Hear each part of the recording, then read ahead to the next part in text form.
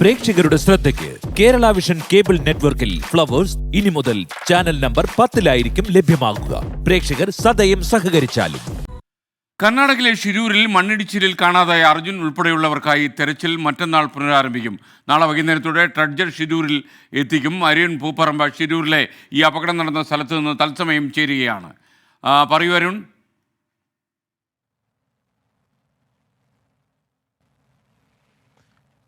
ഞാൻ ഇപ്പോൾ സൂചിപ്പിച്ചതുപോലെ തന്നെ ഞാനിപ്പോൾ ഷിരൂരിലെ ഈ മണ്ണിടിച്ചിലുണ്ടായിട്ടുള്ള സ്ഥലത്താണ് നിലവിലുള്ളത്. നമ്മൾ ആ സമയത്ത്, അതായത് ആ മണ്ണിടിച്ചിലുണ്ടായ ഘട്ടത്തിൽ വന്നപ്പോഴുള്ള ആ ഒരു സാഹചര്യമല്ല. ആ ഇടം കുറേയൊക്കെ മാറിയിട്ടുണ്ട്. ഇപ്പോൾ ഈ 4 വരി പാത, നമുക്കറിയാം ദേശീയ പാതയാണ്, ആ ഗംഗാവലി പുഴയോരത്തെ സ്ഥലമാണ്. ആ ദേശീയപാതയിൽ ഇപ്പോൾ ഈ 2 വരി ഇപ്പോൾ ഗതാഗതത്തിനായി തുറന്നു കൊടുത്തിട്ടുണ്ട്. ഇവിടെ വെളിച്ചത്തിൻ്റെ ഒക്കെ പ്രശ്നമുണ്ട്, പക്ഷെ നമുക്ക് വാഹനങ്ങളൊക്കെ കടന്നു പോകുന്ന ദൃശ്യങ്ങൾ കാണാം.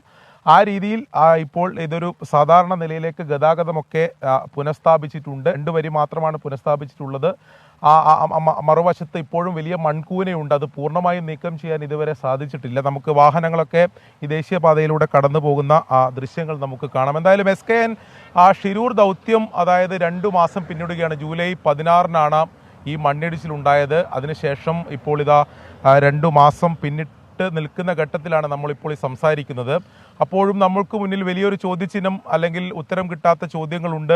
അർജുനും ലോകേഷിനും ജഗന്നാഥിനും എന്താണ് സംഭവിച്ചതെന്ന കാര്യത്തിൽ നമുക്ക് ഉത്തരം കിട്ടിയിട്ടില്ല. പലപ്പോഴും ഈ ഷിരൂരുമായി ബന്ധപ്പെട്ട വാർത്തകൾ റിപ്പോർട്ട് ചെയ്യുന്ന ഘട്ടത്തിൽ, ആദ്യഘട്ടത്തിൽ അത്തരം പ്രതികരണങ്ങൾ ഉണ്ടാവാറില്ല. പക്ഷേ നമ്മൾ ഈ കഴിഞ്ഞ ദിവസങ്ങളിലൊക്കെ ഷിരൂരിലെത്തി റിപ്പോർട്ട് ചെയ്യുന്ന ഘട്ടത്തിൽ ഈ സമൂഹ മാധ്യമങ്ങളിലൊക്കെ പല കമൻറ്റുകളും കണ്ടിട്ടുണ്ട്. ഇനി എന്തിനാണ് ഇത്തരം നമ്മൾ ഇത് അന്വേഷിക്കുന്നത്, കൂടുതൽ ഇത്തരം വിവരങ്ങൾ അപ്ഡേറ്റ് ചെയ്യുന്നത്, അതിലെന്തെങ്കിലും ഒരു ഫലമുണ്ടാവില്ല എന്ന തരത്തിൽ കമൻറ്റുകളൊക്കെ വരാറുണ്ട്. പക്ഷേ അപ്പോഴും ഞാൻ നേരത്തെ ആദ്യം സൂചിപ്പിച്ചതുപോലെ തന്നെ ഈ ഉത്തരം കിട്ടാത്ത ഈ ചോദ്യത്തിന് അതിനൊരു ഉത്തരം ലഭിക്കുക, ഇത് ദുരൂഹമായി ഈ 2 മാസത്തിനിപ്പുറം ഇത് അവസാനിക്കാതിരിക്കണം എന്നൊരാഗ്രഹമാണ് നമ്മളെ സംബന്ധിച്ചിടത്തോളം, ഒരു മാധ്യമ സ്ഥാപനം എന്നെ സംബന്ധിച്ച് നമ്മളെ സംബന്ധിച്ചിടത്തോളം ഉള്ളത്. ഇതിൻ്റെ ആദ്യഘട്ടം മുതൽ നമ്മളിവിടെ ഈ നേരിട്ടെത്തി റിപ്പോർട്ട് ചെയ്യുന്നതാണ്. ഇവിടുത്തെ പ്രാദേശികമായിട്ടുള്ള നിരവധിയായിട്ടുള്ള ജനങ്ങൾ ഉൾപ്പെടെ പറയുന്നതാണ്, നിങ്ങൾ ശരിക്കും അത്ഭുതപ്പെടുത്തി, ഈ 2 മാസത്തിന് ഇപ്പോഴും നിങ്ങൾ ഇത് അന്വേഷിച്ച് വരുന്നു എന്നതാണ്.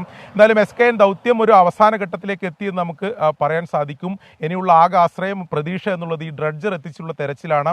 അതിൻ്റെ പുതിയ അപ്ഡേഷൻ കൂടി ഇപ്പോൾ വന്നിട്ടുണ്ട്. നിലവിൽ ഇന്ന് ഉച്ചയോടെയാണ് അത് കാർവാർ തുറമുഖത്ത് എത്തിച്ചേർന്നത്. അതിനുശേഷം ഇപ്പോൾ പുതിയ ലഭിക്കുന്ന വിവരമനുസരിച്ച് നാളെ പുലർച്ചെ 2 മണിയോടെ അത് ഷിരൂരിലേക്ക് തിരിക്കും. പക്ഷേ അത് ശ്രമകരമായിട്ടുള്ള ദൗത്യമാണ്. ഈ പുഴയിലൂടെ കൊണ്ടുവരിക. 2 പാലങ്ങൾ കടക്കേണ്ടതുണ്ട്. അത് ഈ വേലി ഇറക്ക സമയത്തായിരിക്കും ഈ 2 പാലങ്ങൾ കടന്ന് ഇങ്ങോട്ട് കൊണ്ടുവരിക. അതുകൊണ്ട് തന്നെ നാളെ ഒരു ദിവസം പൂർണ്ണമായും അതിനാവശ്യമാണ്. അതിന് സമയം ആ രീതിയിൽ ക്രമീകരിച്ചാണ് കൊണ്ടുവരുന്നത്. വൈകിട്ടോടെ ഷിരൂരിൽ എത്തിച്ചേരും എന്നതാണ് നമുക്ക് മനസ്സിലാക്കാൻ സാധിക്കുന്നത്. മറ്റന്നാൾ തെരച്ചിൽ പുനരാരംഭിക്കും. വളരെ പ്രതീക്ഷയോടെയാണ് ഈ ഡ്രഡ്ജർ ഉപയോഗിച്ചുള്ള തെരച്ചിൽ നമ്മൾ കാത്തിരിക്കുന്നത്. കാരണം നേരത്തെ നാവികസേന ഉൾപ്പെടെ മാർക്ക് ചെയ്ത സ്ഥലത്തെ അടിയിൽ മണ്ണും കല്ലുകളും നീക്കം ചെയ്താൽ നേരത്തെ ചോദിച്ചിരുന്ന ചോദ്യത്തിന് ഉത്തരം ലഭിക്കും, അർജുൻ്റെ ഉൾപ്പെടെ ലോറി കണ്ടെത്താൻ സാധിക്കുമെന്ന പ്രതീക്ഷയിൽ തന്നെയാണ് നമ്മളും, അതുപോലെ തന്നെ ജില്ലാ ഭരണകൂടം ഉൾപ്പെടെയുള്ളത്. SKN. അരുൺ പൂപ്പറമ്പയാണ് ഷിരൂരിൽ നമുക്കൊപ്പം ചേർന്ന്. അപകടം നടന്ന അതേ സ്പോട്ടിൽ നിന്നാണ് അരുൺ നമുക്കൊപ്പം ചേർന്നത്.